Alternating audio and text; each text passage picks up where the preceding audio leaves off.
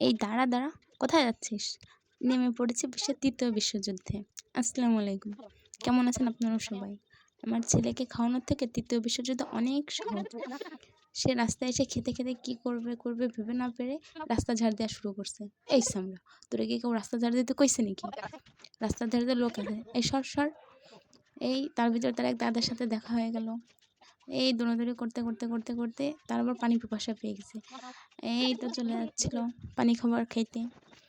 পানি খেতে খেতে তার মাথায় একটা দুষ্টু বুদ্ধি চাপলো। সে পানি দিয়ে কেমিক্যাল বানানো শুরু করে দিছে। এই কেমিক্যাল বানিয়ে আবার খেয়ে ফেললো সেটা। কেমিক্যাল বানাই কেন আবার এখন মানুষের বাড়ির দিকে দৌড় দিবে। এই দিন দুপুর এত দুপুরবেলা মানুষের বাড়ি যাস কেন?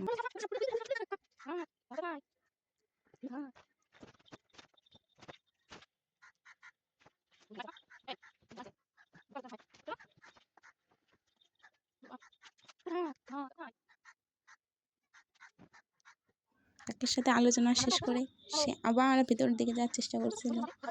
করতে করতে আবার ওকে ঠেলে বাইরে নিয়ে আসলাম। এই আরেকটা হলেই তো হেলিকপ্টারের সাথে হয়ে যাচ্ছিল আমাদের সাহেবের।